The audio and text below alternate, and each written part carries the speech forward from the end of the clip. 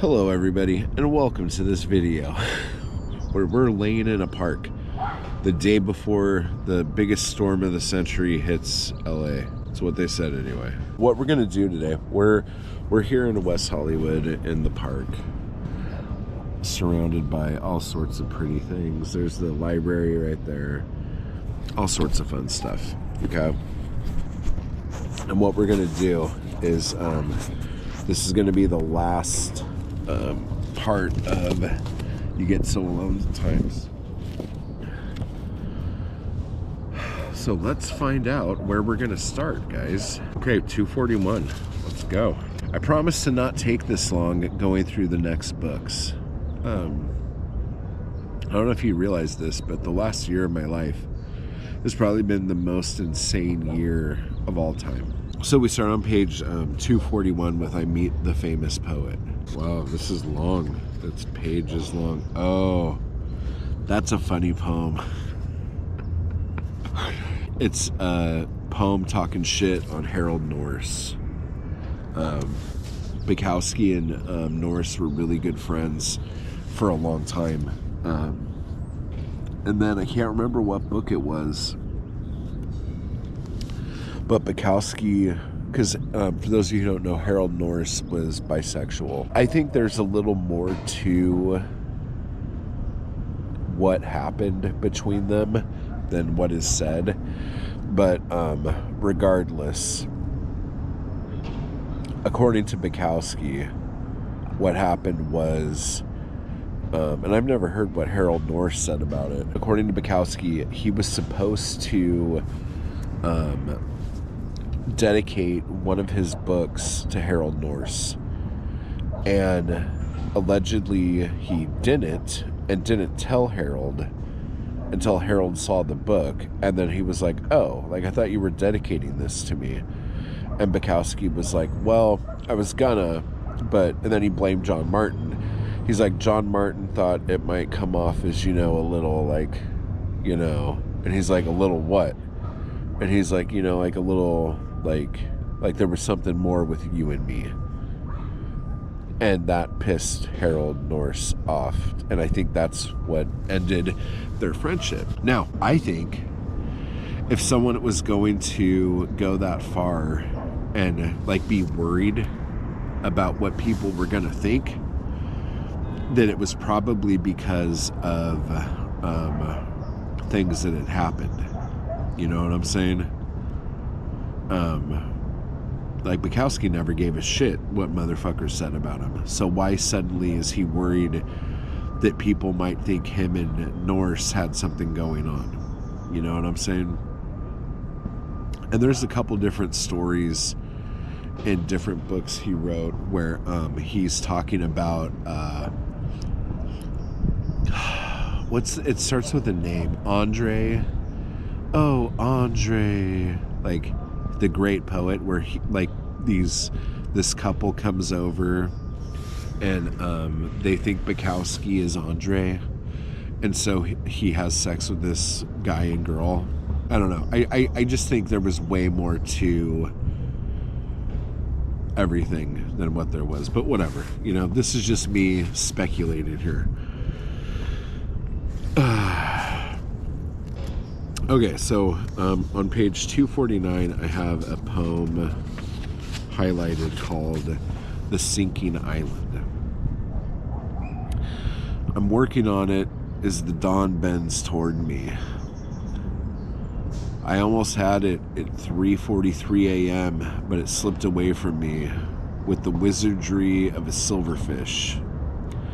Now, as the half-light moves toward me, like a motherfucking death, I give up the battle, rise, move towards the bathroom, bang into a wall, give a painful, muking laugh, flick on the light, begin to piss, yes, in the proper place, and after flushing, think, another night gone. Well, we gave it a bit of a roar anyhow. We wash our claws, flick off the light, move toward the bedroom, where the wife awakens enough to say, "Don't step on the cat." which brings us back to matters real as we find the bed, slip in, face to ceiling, a grounded, drunken, fat old man. Those girls we followed home, tragic meeting. This poem is called From an Old Dog in His Cups, and I have a line. I'm not going to read the whole poem. I can't keep talking straight. But it does seem the more we drink, the better the words go. God, that's true, actually. Although I will say, I haven't been drinking much when I write lately, and I think I've been writing some great shit. So, I'm going to read this one anyway. Oh, my friend, it's awful. This is, again, From an Old Dog in His Cups. Oh, my friend, it's awful. Worse than that. You just get going. You just get going good. One bottle down and gone. The poem's simmering in your head. But halfway between 60 and 70, you pause before opening the second bottle. Sometimes don't, for after 50 years of heavy drinking, you might assume that extra bottle will set you bubbling in some rest home, or tender you a stroke, alone in your place, the cats chewing on your flesh as the morning fog enters the broken screen. One doesn't even think of the liver, and if the liver doesn't think of us, that's fine. But it does seem the more we drink, the better the words go. Death doesn't matter, but the ultimate inconvenience of near death is worse than galling. I'll finish the night off with a beer. Okay, so this poem here I have marked. It's called A Good... Oh, wait, no, I don't have it marked. I just have some lines marked. A good gang after all. I keep hearing from the old dogs, men who have been writing for decades, poets all. They're still at their typers, writing better than ever. Past wives and wars and jobs and all the things that happen.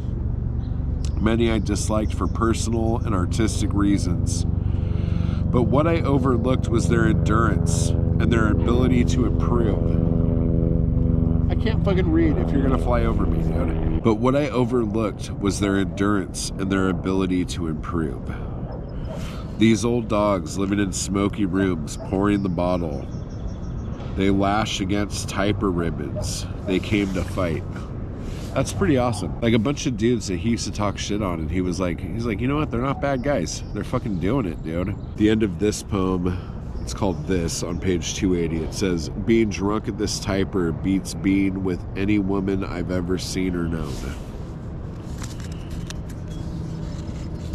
And that was an important thing for me to underline when I was feeling like I was nothing without a woman. If you understand what I mean.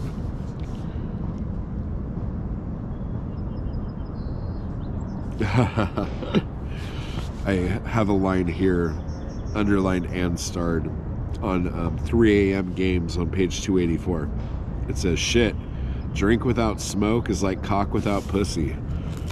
I don't know if that's true, but yeah, it's pretty shit when you are quitting smoking, that's for sure. On 288, there's a line, or a little chunk here, that says, after one of the best pieces of ass I've ever had, I went into the bathroom and masturbated. Hard to kill a man like that with a bomb. Oh my God.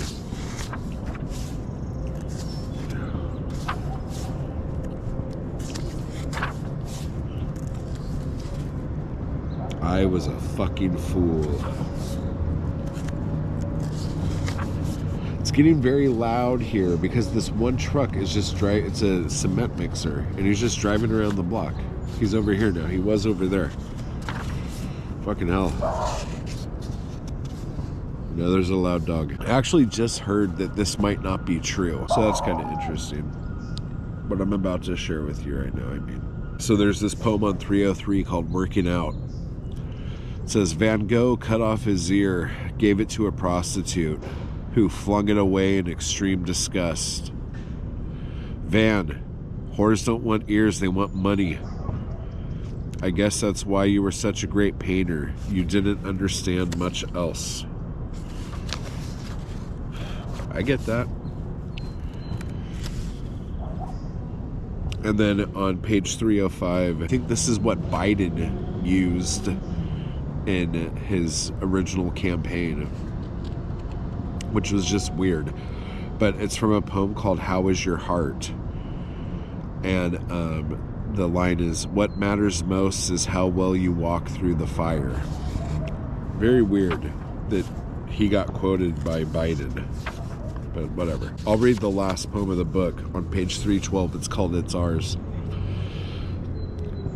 There's always that space there just before they get to us. That space, that fine relaxer, the breather, while, say, flopping on a bed, thinking of nothing, or, say, pouring a glass of water from the spigot while entranced by nothing. That gentle, pure space, it's worth centuries of existence.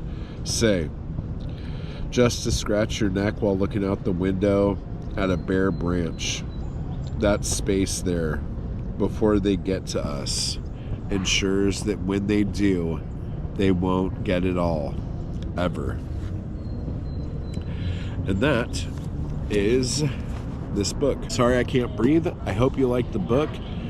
Let me know if this was one of your favorites or if it wasn't. And next time we do this, we will be doing Rooming House Madrigals.